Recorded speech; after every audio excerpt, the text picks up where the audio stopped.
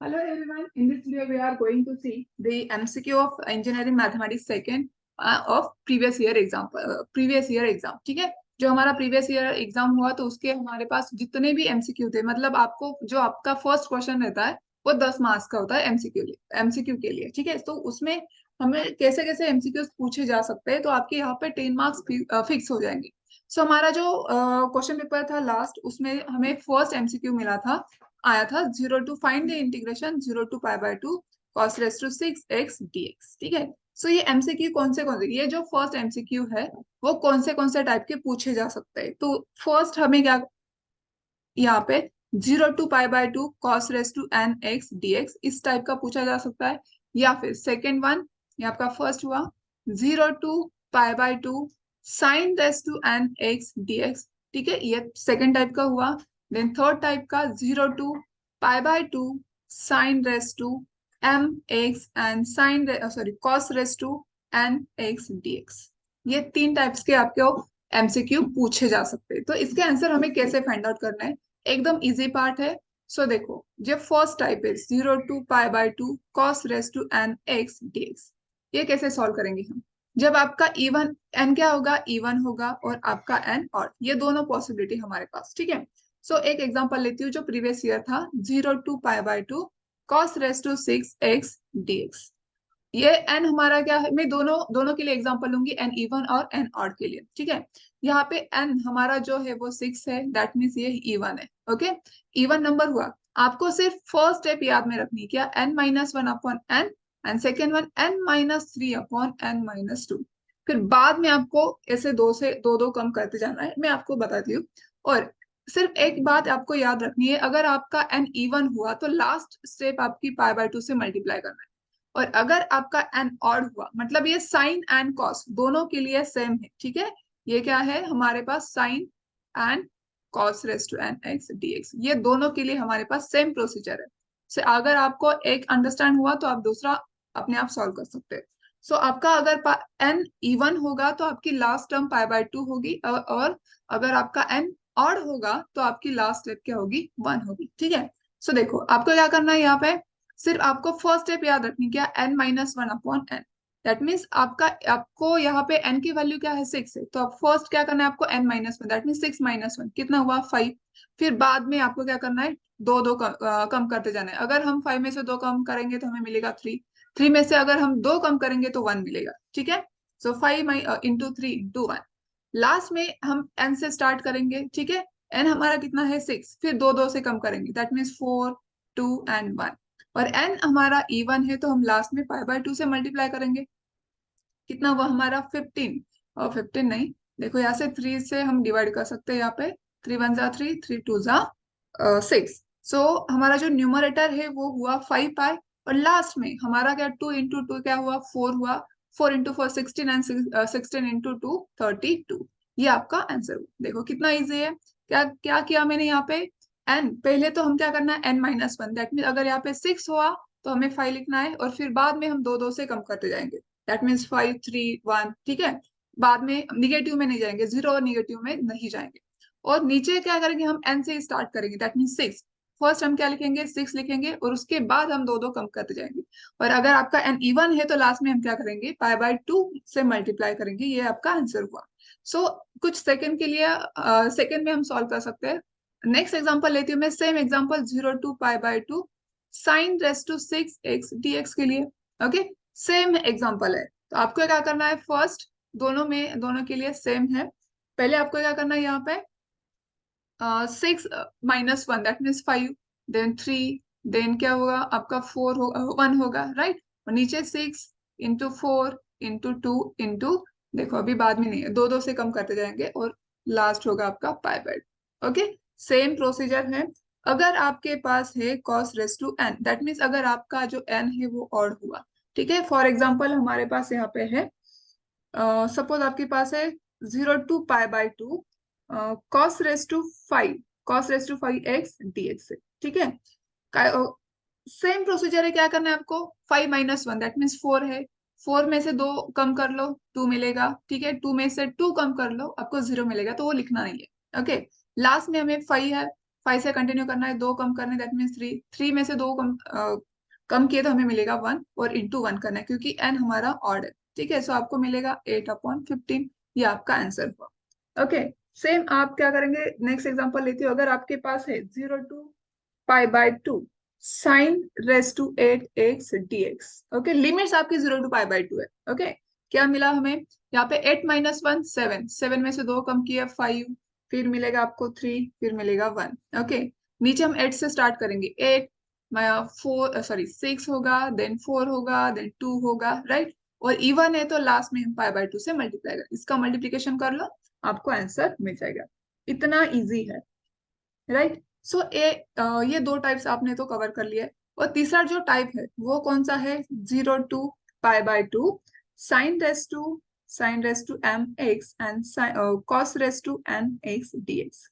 ये आपके, अगर आपके m एंड n दोनों अगर इवन है, ठीक है, दोनों इवन है, तो आपको सेम क्या करना है, सेम प्रोसीजर से हम सॉल्व करेंगे। थोड़ा सा फॉर्मूला इसके लिए अलग है, लेकिन जब आपका m एंड n दोनों अगर इवन है तो लास्ट में जैसे हमने प्रीवियस एग्जांपल में π/2 से मल्टीप्लाई किया था, सेम यहाँ पे भी हम क्या करेंगे, π/2 से लास्ट में मल्टीप्लाई करेंगे।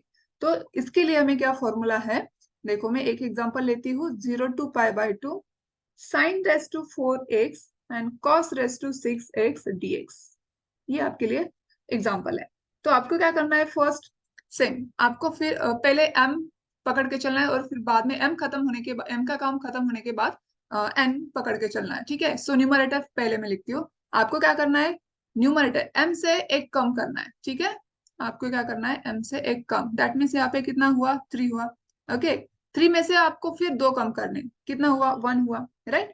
यहाँ पे सेम प्रोसीजर, 2 2 से कम करते चलो। ठीक है, ये m के लिए खत्म हुआ, 1 तक हम आ गए, राइट। सेम क्या करना है आपको, n के लिए करना है।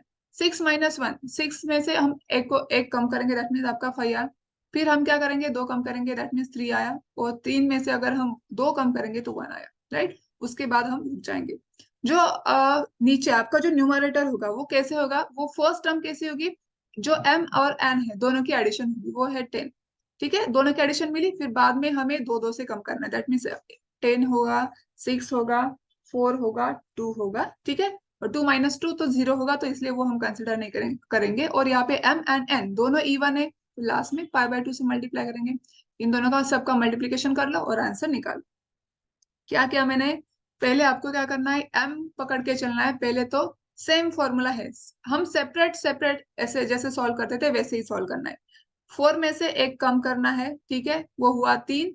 और फिर बाद में जो नंबर मिलता है 3, उसमें से हमें 2 2 कम करते जाने हैं। ओके, सेम फिर m का काम होते ही हमें n को पकड़ना है और सिर्फ सेम करना है। 6 में से हम 1 माइनस करेंगे, हमें मिला 5, फिर 2 2 कम करते चले जाए। न्यूमरेटर में दोनों की एडिशन करेंगे, फिर 2 2 से कम करते चलेंगे। अगर दोनों इवन हुए तो लास्ट में हम π/2 ऐड करेंगे। अगर फिर बाद में आपको ऐसी भी पॉसिबिलिटी आ सकती है, 0 to π/2 साइन क्यूब। सो अगर नेक्स्ट एग्जांपल लेती हूँ, cos raise to 4x dx। ये हमारा ऑड है, ठीक है, और ये हमारा इवन है। अगर एक हमारे पास ऑड हुआ और एक इवन हुआ तो आपको क्या करना है, सेम प्रोसीजर है। क्या करना है हमें, पहले तो 3 में से एक माइनस करना है, तो 2 मिला। फिर बाद में, ठीक है, बाद में हमें फिर 2 माइनस करने, तो 2 - 2 कितना हुआ, यहाँ पे 0 होगा, तो हम यहाँ तक रुकेंगे, मतलब 3 का काम हमारा खत्म हुआ। इनटू, फिर बाद में हम n को पकड़ के चलेंगे, दैट मीन्स 4 को। 4 - 1 कितना हुआ, 3। 3 में से 2 कम करेंगे तो हमारे पास यहाँ पे मिलेगा 1। ओके, 1 मिला। यहाँ पे हम रुकेंगे क्योंकि 1 से अगर हम 2 कम करते तो हम माइनस में चले जाते, तो हम यहीं पे रुकेंगे, राइट। सो नीचे दोनों की एडिशन करेंगे, क्या हुआ, 7। 7 में से 2 माइनस किया, 5। 5 में से 2 माइनस किया, 3। 3 में से 2 माइनस किया, 1। ठीक है, और लास्ट में 1 को मल्टीप्लाई करेंगे, बस बात खत्म। 3 × 2 × 1, और नीचे 7 × 5 × 3 × 1। दोनों का मल्टीप्लीकेशन कर लो और आपको आंसर मिल जाए, राइट। और ऐसे भी आ सकता है यहाँ पे, क्या, ये उल्टा भी आ सकता है, 0 to π/2 sine raise to 4x and cos raise to 3x dx। Same करना है, 4 में से एक माइनस कर लो, कितना हुआ, 3। फिर बाद में 2 कम करो, आपका आंसर हुआ 1। ओके, फिर माइनस में चले जाएंगे हम। फिर 3 पकड़ो, 3 में से एक कम कर लो तो आपको 2 मिलेगा, यही पे रुकेंगे क्योंकि फिर 2 कम किए तो हम 0 तक जाते हैं। नीचे 7 होगा, 7 में से दो दो हम अगर कम करते हैं तो 5 होगा, 3 होगा, देन यहाँ पे 1 होगा, ठीक है, और बाद में यहाँ पे 1। सो आपको क्या मिला यहाँ पे 3 × 2 × 1 और 7 × 5 × 3 × 1, ठीक है, ये आपको आंसर मिला। सो आपको सेम प्रोसीजर से चलना है, राइट। सो ये थे ट्रिक जो फर्स्ट एग्जाम सॉरी फर्स्ट जो क्वेश्चन होता है एग्जाम पेपर में, ठीक है, क्वेश्चन पेपर में। तो इन तीनों में से कोई भी आपको एमसीक्यू आ सकता है, तो सिंपली ऐसे हम सॉल्व कर सकते हैं, ठीक है। सो हमारा जो नेक्स्ट एमसीक्यू था वो एमसीक्यू था आपका यहाँ पे नेक्स्ट वन सिमेट्री के ऊपर था, ठीक है। आपका जो क्वेश्चन था सेकंड बी था, यह द कर y square into x minus a is equals to x square into 2a minus x is, और आपके जो ऑप्शन थे वो थे first symmetric about x axis, ठीक है, and passing through origin passing through origin. जो सेकेंड ऑप्शन था वो था symmetry about y axis and passing through origin, okay. आपका जो थर्ड ऑप्शन था symmetry about x axis and passing through origin, sorry यहाँ पे नॉट पासिंग थ्रू ओरिजिन, ठीक है, यहाँ पे condition not passing through origin, not passing through origin. जो फोर्थ एमसीक्यू था हमारा वो था symmetry about y axis and not passing through origin, not passing through origin, okay. ये हमारे ऑप्शन थे। देखो अगर हम हमारे पास जो क्वेश्चन है वो कैसा है, y square into a sorry x minus a is equal to x square into 2a - x, ये हमारे पास एग्जांपल है। हम अच्छे से अगर सॉल्व करते हैं तो क्या मिलता है हमें, x y square minus a y square is equal to 2a x² - x³ अगर हम ऑब्जर्व करते हैं तो y के सभी पावर्स हमारे पास इवन है। अगर y के सभी पावर्स इवन होते हैं तो क्या होता है, सिमेट्री अबाउट एक्स एक्सिस, ठीक है, सिमेट्री अबाउट एक्स एक्सिस। अगर यहाँ पे एक्स के सभी पावर इवन होते हैं और वाई के ऑड होते हैं तो हम कह सकते थे सिमेट्री अबाउट एक्स एक्सिस, ठीक है, ओ सॉरी वाई एक्सिस। लेकिन यहाँ पे देखो, यहाँ पे एक्स का एक पावर इवन है और एक ऑड है, ऐसे नहीं चलता, एक तो सभी पावर इवन होनी चाहिए, ठीक है। सो यहाँ पे वाई के सभी पावर्स इवन है तो हम कह सकते हैं सिमेट्री अबाउट एक्स एक्सिस। तो हमारा जो देखो कौन सा ऑप्शन है, तो ये दोनों ऑप्शन तो खत्म हुआ, तो ये दोनों ऑप्शन से अभी हमें क्या चेक करना है, पासिंग थ्रू ओरिजिन और does not passing through origin. हम क्या करेंगे, x is equal to 0 put करेंगे तो हमें क्या मिलता है, y square into 0 minus a is equal to 0। So y square is equal to a y square minus a y square is equal to 0, that means y square is equal to 0। So y is equal to 0। तो x and y दोनों की values हमें क्या मिल रही है, 0 0, that means हमारा curve origin में से पास हो रहा है। तो आपका जो आंसर होगा वो फर्स्ट आंसर होगा, ठीक है। ऐसे इस टाइप के में ये हमारे पास कार्टेशियन कोऑर्डिनेट का एग्जांपल है, तो आपको पोलर फॉर्म का भी पूछा जा सकता है और पैरामेट्रिक इक्वेशन का भी पूछा जा सकता है, लेकिन मैक्सिमम टाइम कार्टेशियन कर्व का ही पूछा जाता है। तो उसके जो ओरिजिन के रूल्स है आपको याद रखने हैं। सिमेट्री के बारे में पूछा जा सकता है, ओरिजिन के बारे में पूछा जा सकता है, ठीक है। सो टैंजेंट के बारे में भी पूछा जा सकता है। सो अच्छे से आपको एग्जाम्पल करना है। नेक्स्ट जो C example that means third example था वो था the value of double integral solve करने के लिए था 0 to 1 1/2 sorry 1/1 minus x square into root of 1 minus y square dx dy। इसका आंसर आपको निकालना। देखो एकदम इजी एग्जांपल है, यहाँ पे लिमिट्स दोनों भी क्या है, कांस्टेंट है। सो पहले विथ रिस्पेक्ट टू एक्स ले लो या फिर विथ रिस्पेक्ट टू वाई ले लो, हमें कुछ फर्क नहीं पड़ता। और यहाँ पे प्लस पॉइंट ऐसा है, देखो एक्स के और वाई की टर्म्स अलग अलग है, मल्टीप्लाई है, ठीक है। सो आप क्या कर सकते हैं, हमें बताए integration of f x into f y d x d y हम कैसे सेपरेट कर सकते हैं। यहाँ पे इंटीग्रेशन ऑफ यहाँ पे सॉरी जो एग्जाम्पल है यहाँ पे हम ऐसे भी सॉल्व कर सकते हैं, ये इंटीग्रेशन हम एक्स एंड वाई के लिए सेपरेट कर सकते हैं, ठीक है। So f x d x into integration of f y d y ऐसे भी लिख सकते हैं। देखो ये भी मैंने क्या किया, मल्टीप्लाई ही है, ये दोनों हम ऐसे लिख सकते हैं। तो यहाँ पे हम ये रूल यूज कर सकते हैं क्योंकि यहाँ पे दोनों लिमिट्स क्या है, कांस्टेंट है, ठीक है। तो कौन से भी लिमिट हम चूज कर सकते हैं, कोई प्रॉब्लम नहीं है। अगर यहाँ पे x होता तो हम क्या कर लेते, ये y is equal to x होगा और ये y इज इक्वल टू 0 और ये x इज इक्वल टू 0 और x is equal to 1। That means ये y के लिमिट्स होते हैं, ठीक है। तो हम विद रिस्पेक्ट टू y निकालते हैं और ये लिमिट कौन सा है, x के, तो विद रिस्पेक्ट टू x बाद में। और यहाँ पे अगर मल्टीप्लीकेशन है और दोनों वेरिएबल हमारे पास सेपरेट है तो हम सिंपली इंटीग्रेशन सेपरेट कर सकते हैं। दैट मीन्स हम ऐसे, ये जो है हमारे पास 0 to 1 है ना, ठीक है, 0 to 1, 0 to 1। तो यही इंटीग्रेशन हम ऐसे लिख सकते हैं, 1/√ऑफ, दैट मीन्स एक्स के लिए हम सेपरेट लिख सकते हैं 0 to 1 into integration from 0 to 1, 1/√ऑफ 1 माइनस वाई स्क्वायर dy। ठीक है, यहाँ पे x भी होता ना फिर भी हम यहाँ पे सिर्फ x लिखते हैं, ओके। और यहाँ पे dy, सॉरी यहाँ पे नहीं, ये आपका अगर इन टर्म्स ऑफ x है लिमिट तो ये विद रिस्पेक्ट टू y निकालेंगे। यहाँ पे x होता तो ऐसे निकालते, ठीक है। फिर बाद में हमें ये इंटीग्रेशन मिलता है 1, यहाँ पे 1, ओके। सो ये हमें इंटीग्रेशन मिला यहाँ पे। सो कैसे सॉल्व करते हैं हम ये, 1/√ऑफ 1 माइनस एक्स स्क्वायर का जो इंटीग्रेशन है वो है साइन इनवर्स ऑफ x, और लिमिट्स है हमारे पास 0 to 1 इन टू, यहाँ पे होगा साइन इनवर्स ऑफ y और लिमिट्स होंगे 0 to 1, ठीक है, इज इक्वल्स टू क्या लिमिट्स होंगे, फर्स्ट हम अपर लिमिट पुट करेंगे sine inverse of 1 minus sine, next page पे ले तो, ठीक है, sine inverse of 1 minus sine inverse of 0, okay. Next bracket में भी हम वही पुट करेंगे, ठीक है, y की जगह पे 1 फिर 0, sign inverse of 1 minus sine inverse of 0। तो साइन इनवर्स ऑफ 1 क्या हुआ हमारा, π/2 हुआ, राइट। सो साइन इनवर्स 0 0 हुआ, अगेन ये भी साइन इनवर्स 0 0 हुआ, और sign inverse of, sorry, sign inverse of 1 क्या हुआ हमारा, π/2, और साइन इनवर्स 0 हमारा 0 हुआ। फिर से मैं लिख के देती हूँ अच्छे से ताकि आपको समझ में आए। इसका आंसर था π/2 माइनस 0 और इसका π/2 minus 0। That means what, π/2 into π/2, और आपका आंसर मिला π² अपॉन 4। ये आपका इंटीग्रेशन का आंसर, ठीक है। दोनों लिमिट कांस्टेंट है, आपको कौन से dx के लिए भी कौन से लिमिट्स, कौन से भी लिमिट्स चूज कर लो, और dy के लिए भी कौन से लिमिट्स चूज कर लो, कोई प्रॉब्लम नहीं है, ठीक है।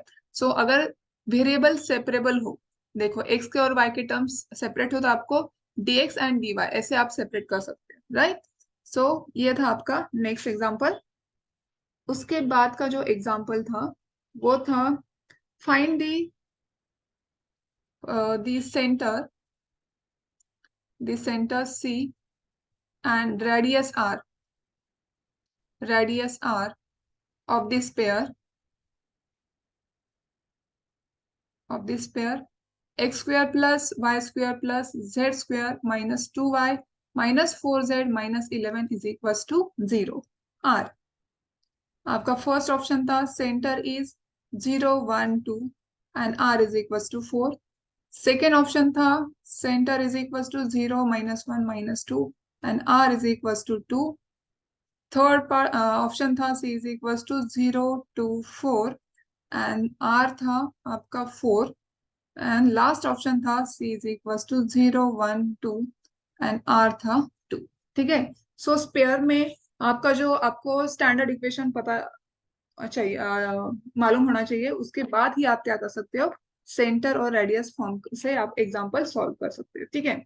सो यहाँ पे जो आपका फॉर्मूला है सेंटर रेडियस, मतलब सेंटर का और रेडियस का जो फॉर्मूला है, पहले तो आपको स्पेयर का स्टैंडर्ड इक्वेशन, स्पेयर का स्टैंडर्ड इक्वेशन कैसा था, x square plus y square plus z square plus 2ux plus 2vy plus 2wz plus d is equal to 0। और हमारा जो इक्वेशन है वो क्या है वो लिख लेती हूँ मैं फिर से, x square plus y square plus z square, ठीक है, -2y minus 4z minus 11 is equal to 0। अगर हम ये दोनों इक्वेशन कंपेयर कर ले तो हमें 2u इज इक्वल टू क्या मिलता है, 0, क्योंकि यहाँ पे x की टर्म नहीं है तो u की वैल्यू मिलेगी 0, राइट। सो अगर हम ये दोनों कंपेयर करते हैं तो हमें क्या मिलेगा, 2v is equal to, 2v is equal to हमें क्या मिला, -2 मिला। सो v इज इक्वल टू -1 मिलेगा। और ये दोनों हम कंपेयर z के टर्म्स कंपेयर करते हैं तो 2w इज इक्वल टू -4 मिला, तो w इज इक्वल टू -2 मिलेगा। और जो कांस्टेंट टर्म है वो क्या मिले हमें, -11। ओके, सो हमारा जो सेंटर का फॉर्मूला है, सेंटर का जो फॉर्मूला है वो है हमारे पास C is equal to -u -v -w। ठीक है, सो u की वैल्यू क्या है हमारे पास यहाँ पे, u is equal to what, 0, so -0 that mean 0 होगा। सो माइनस v की वैल्यू क्या है, -1, और माइनस w की वैल्यू है -2। ओके, सो हमारा जो सेंटर होगा वो होगा 0 minus minus +1 minus minus +2, that mean 0 1 2। 0 1 2 किसमें है, देखो यहाँ पे 0 1 2 यहाँ पे है और यहाँ पे। सिर्फ बात अभी रेडियस की है, ठीक है। और रेडियस का जो फॉर्मूला है वो फॉर्मूला है, radius is equal to r is equal to √u² plus v² plus w² minus d। So आपके पास √u की वैल्यू थी 0 प्लस v की वैल्यू क्या थी आपके पास, -1 एंड -2। -1² प्लस -2² और -11। ठीक है, d की वैल्यू कितनी, -11, तो माइनस माइनस यहाँ पे प्लस हो जाएगा। ठीक है, क्योंकि यहाँ पे भी आपके माइनस साइन है और d की वैल्यू भी -11 है, तो आपको मिला 1 + 4 + 11। ठीक है, तो आपको क्या मिलेगा यहाँ पे, 15 + 16, √16, and √16 means 4, that means radius आपको मिली 4। सो आपका ये फर्स्ट ऑप्शन करेक्ट हुआ, राइट। इतना सिंपल था, आप कैसे भी सॉल्व कर सकते हो इसको। ठीक है, जो नेक्स्ट एग्जांपल था वो रोज कर्व पे था। मैंने पहली रोज कर्व पे वीडियो बना रखा है। जो बड़े क्वेश्चंस पूछे जाते हैं 5 या 6 मार्क्स के, उसमें भी आपको पूछा जा सकता है रोज कर्व पे एग्जांपल, और एमसीक्यू में आपको एग्जांपल था दी the number of loops in the rose curve r is equals to a cos 4 theta r।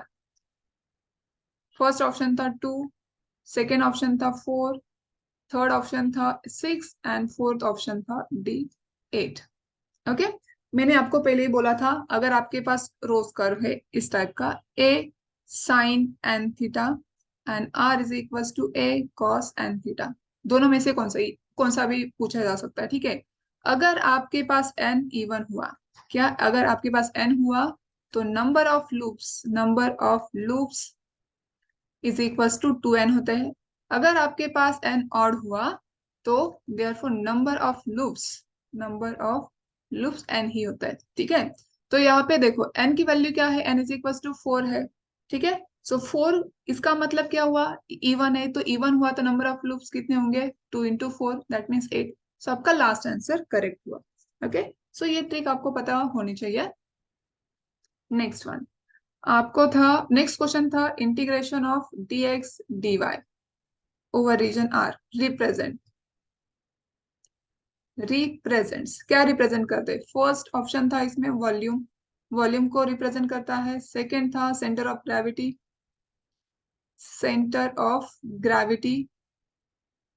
ठीक है, थर्ड ऑप्शन था moment of inertia and fourth option था area of region R, area of region R. ठीक है, सो ये जो चारों option है उसके लिए मैं आपको ये बता देती हूँ कि आपको देखो, एरिया हमेशा डबल इंटीग्रल से डिनोट करते हैं, डबल इंटीग्रल क्या, ठीक है, डबल इंटीग्रल।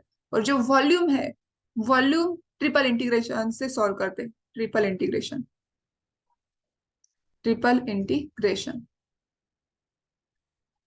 ठीक है, और जो मोमेंट ऑफ इनर्शिया, देखो यहाँ पे तो वॉल्यूम तो कट हो जाएगा क्योंकि यहाँ पे डबल इंटीग्रेशन है। ठीक है, तो पॉसिबिलिटी किसकी है, एरिया। सो एरिया हमेशा डबल इंटीग्रेशन से सॉल्व होता है और वॉल्यूम हमेशा ट्रिपल इंटीग्रेशन से सॉल्व होता है। ठीक है, सो सेंटर ऑफ ग्रेविटी के लिए आपके पास है, वो ऐसे सॉल्व करते हैं, क्या x bar is equal to अगर x into rho d s upon double integration of rho d s. ठीक है, एंड अगर y bar is equal to y into rho ds and upon rho ds। ठीक है, इस type से ये आपका moment of inner sorry centre of gravity का फॉर्मूला है। ठीक है, देखो यहाँ पे और भी है, centre of gravity of an arc of a curve, ये centre of gravity of arc of a curve का फॉर्मूला है।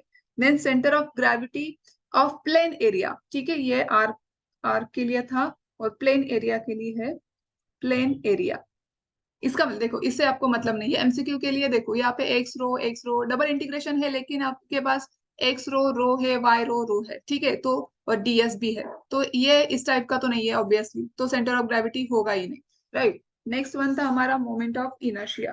तो मोमेंट ऑफ इनर्शिया के लिए जो आपके पास फॉर्मूला है वो ऐसे होता है, देखो, ये आपके पास फॉर्मूला है, इसमें भी I is equals to integration of p square dx, ठीक है। ऐसे होता है moment of inertia of an arc, ऐसे डिनोट करते हैं। Moment of inertia of area, तो इसके लिए एरिया के लिए आपको डबल इंटीग्रेशन है, ठीक है। आर्क के लिए सिंगल इंटीग्रेशन है, एरिया के लिए डबल इंटीग्रेशन है, रो डीएक्स डीवाई, ठीक है।